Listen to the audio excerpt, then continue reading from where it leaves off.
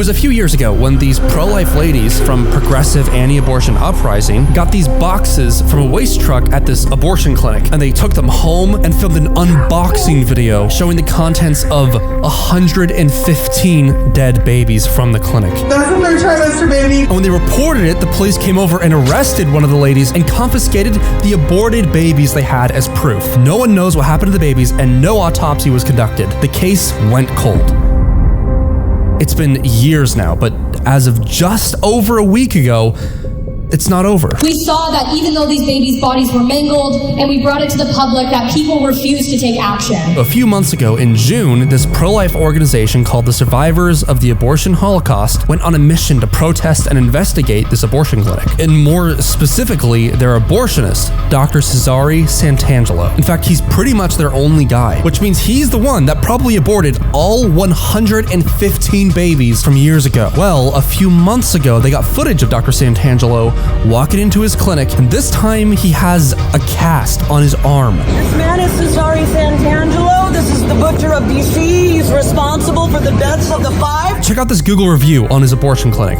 Please do not take your daughter, friend, yourself, or anyone to this clinic. I'm at the hospital with my daughter now as I'm writing this review, who was seen at this clinic 3 days ago. She's been hemorrhaging and cramping terribly. This was already a very difficult decision to make. This experience has destroyed her. She never met the doctor and was being put under for her procedure. There was no nurse in the room either. When she woke up, she was covered in blood and waited in a room alone for 45 minutes. Well, many years ago, Live Action actually did a undercover sting operation on Dr. Santangelo. In one of the videos, the undercover journalist talks to one of his workers, and she insists that the patient cannot see the abortionist until the abortion is happening. He's not going to be able to speak with you until he is ready to do it.